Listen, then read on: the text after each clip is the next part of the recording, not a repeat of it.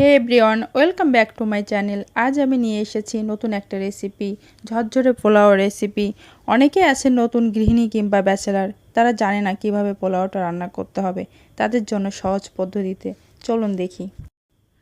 এখানে আমি 4 কাপ পোলাও চাল নিয়েছি আর নিয়েছি 1 কাপ দুধ।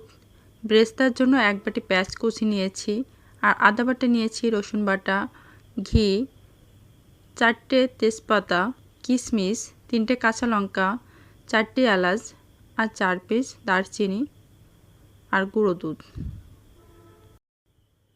আমি এখানে তেল দিব, 4টে তেজপাতা দিয়ে দিব,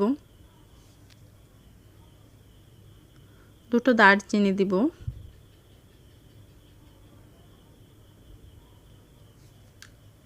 এবং 2টো এলাচ দিব। আমি তেলটা ভালো করে কড়াইতে চারি সাইডে লাগিয়ে নিব।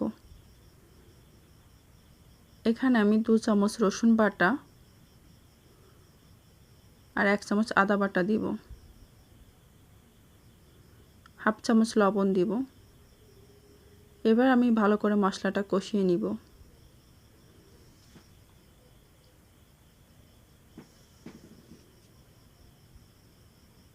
আমার মশলা কষানো হয়ে গেছে, এবার আমি চাল দিয়ে দিব।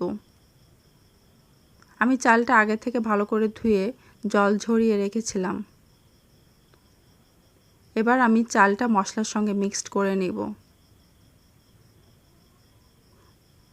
একটু ভালো করে মিশিয়ে নিব।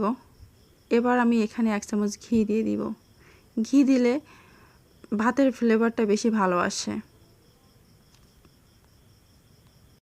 আমার মশলার সঙ্গে চাল ভালো করে মিশানো কমপ্লিট।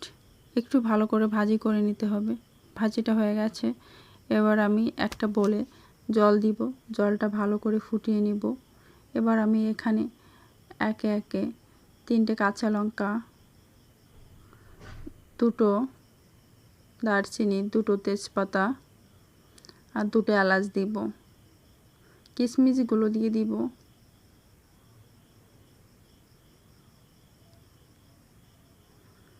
আমি এখানে 1 কাপ দুধ অ্যাড করে দিব।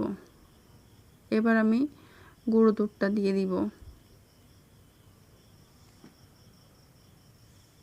জলটা ভালো করে ফুটে আসলে আমি এখানে চাল দিয়ে দিয়েছি। এখানে আমি 1 চামচ ঘি দিয়ে দিয়েছি। ঘি অথবা তেল ফুটন্ত জলে দিলে ভাতটা ঝরঝরে হয়। এবার আমি এখানে 3-4 চামচের মতো বেরেস্তা কুচি দিয়ে দিয়েছি। ভালো করে মিক্সড করে নিব। এবার আমি এখানে চুলার আঁচটা মিডিয়াম আঁচে রেখে ঢেকে ভাতটা রান্না করে নিয়েছি। দেখুন ভাতটা কি ঝরঝরে হয়েছে। আমি এখানে 2 চামচ ঘি এবং বেরেস্তা দিয়ে দিব।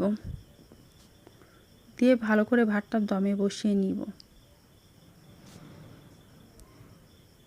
এবার রেডি আমার ঝরঝরে পোলাও রেসিপি।